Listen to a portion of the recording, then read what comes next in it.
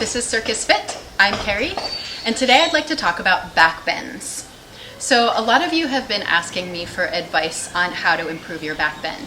I generally don't like to give any advice for back bends unless it's in person with the person working one-on-one, because there's so many different aspects of a back bend that could hurt you, and everybody is so different, everybody needs something different.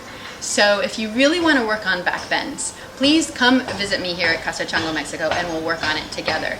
But for now, I'm going to give you a few exercises that you can safely do at home in order to really improve and get yourself ready to do some really good deep back bending. So first, we have to think about not just our back with the back bends, but our back bend involves our whole body.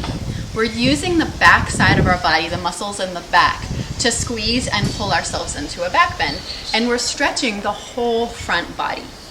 So instead of starting with our back, we're actually going to start with the other parts of our body, the shoulders and the hips.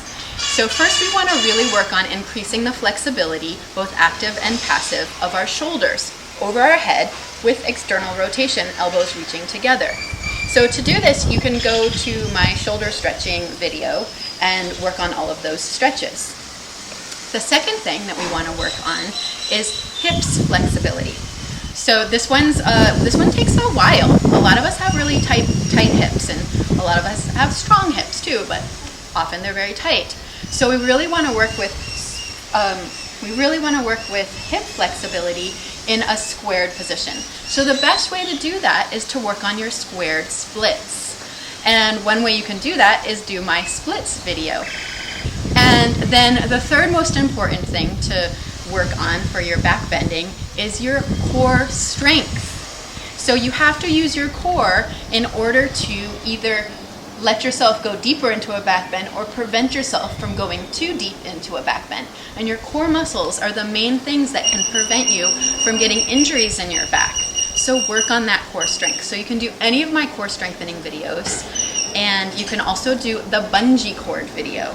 So remember, the bungee cord is the imaginary cord, which is really our abdominals, that connect our higher hip bones to our lower ribs and allow movement to happen through the rib cage and the pelvis as much or as little as we want. And the bungee cord controls how much movement happens, and that's why it's so important, and it has to be strong. So you can do the bungee cord exercises that I showed in the bungee cord video, and here's another one. So if you stand with your feet under your hips nice and parallel in a nice straight pencil position, bring your arms up over your head, hold your elbows, and try not to flare out already into this kind of snake position. Go into a nice straight acrobatic body, nice ribs in, pelvis forward, and then lift your elbows up and lift your chest up and come back into a tiny little bit of an arch. Here we're extending the bungee cord. And now shorten the bungee cord, bringing the ribs down and coming back into this straight line without sticking the butt out or coming into a pipe.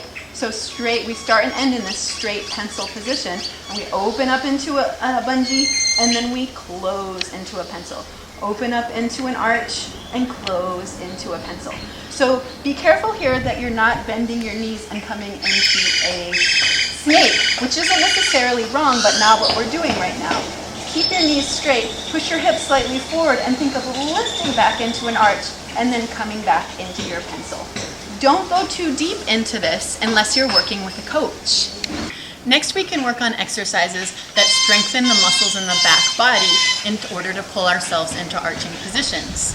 So you might have already done Superman, Superwoman, Super Child, reaching your arms long. Again, we're starting in this nice straight line with our body, and then we're reaching our body up and long, trying to keep everything zipped up as much as we can. So you can do any variation of Superman, Superwoman, any variation for as many reps as you want, and you can squeeze and hold. So really looking for that extension and that reach through into the position. Another variation is to do bird's nest. So one way is to hold the outsides of your feet, and if you want a deeper shoulder stretch, which I actually prefer, is to hold the insides of your feet. Squeeze your knees towards each other and then lift everything up and hold there. And just think of holding for about a count of 20 and reach up and try to open and lift and lengthen everything into this pose. Get a little bit longer into it and you'll feel stretches in all kinds of lovely places, and you're strengthening as well. Never do any of these positions if you feel a pinching or a sharp pain anywhere. Only do them if you're feeling like the strengthening and the aching feeling in your muscles as if they're stretching and working. Any kind of sharp pain or kind of pinching, stop everything and go to a class and work with a coach. And finally, do bridges. So if you can already do a bridge and you're just working on getting more flexible and more endurance, do that. Do a bridge, hold for 30 seconds, trying to breathe and trying to lengthen up as much as you can. And if you can't quite do a bridge yet because your elbows aren't straightening, your shoulders are tight, and everything feels crunchy, you can't quite push up, you can try doing this. If you lay down on something stable and high, lay so your head comes off and you can see the floor behind you. Reach your arms up over your head, kind of walk yourself until you can put your hands on the floor. You might need some help here pushing up. Bring your feet as close to your bum as you can and elbows in towards the midline, and press your hips up and press your shoulders over your hands. So lifting your feet up higher than the floor can help take pressure off of your back and help you get more strength and endurance and active strength in your shoulders in order to go into an arch position in your shoulders, working on that strength. To lower yourself, just bend your knees and lay yourself back on your block. From here you can either slide down to the floor or use your strong muscles to sit you back up. So again, back bends are tricky. It's important to work with a teacher, it's important to understand technique, and it's really important to understand your body and what's going on with your body that's preventing you from going deeper into the back bend. Maybe it's just training and drills, maybe it's an injury, or maybe it's something else, but it's important for you to know that.